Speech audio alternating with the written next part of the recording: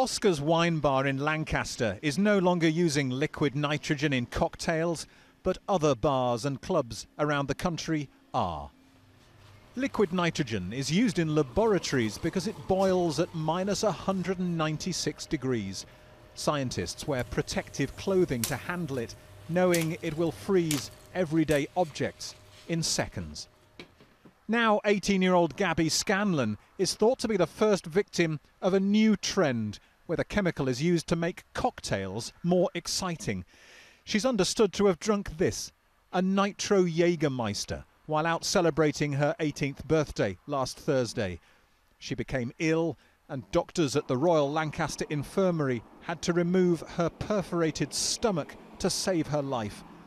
Scientists say it's simply too dangerous to mix with drinks. Any liquid which boils actually expands by a factor of about 1,500, right? So you can imagine that 1 cubic centimeter of this liquid would have turned into 1.5 liters. So you can imagine that ingesting this, I mean, you're liable potentially to explode. And this is probably the reason why, she ruptured internally. This is a very, very serious injury. Using liquid nitrogen in cocktails is relatively new, and it appears in some cases unregulated. Since Gabby was injured, Oscar's Wine Bar has been prohibited from using liquid nitrogen by the local council, which is working with Lancashire Police to try to establish if any laws have been broken. Many in the industry recognise the danger of using liquid nitrogen. It is there to add theatre and that certain wow factor to what we do. But again, you have to do it safely, and you have to be careful about how you're going to use it.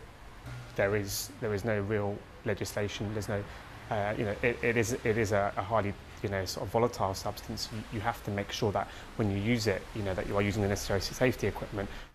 Gabby Scanlon is said to be stable in hospital. The wine bar says it is tremendously concerned for her. Gerard Tubbs, Sky News, Lancaster.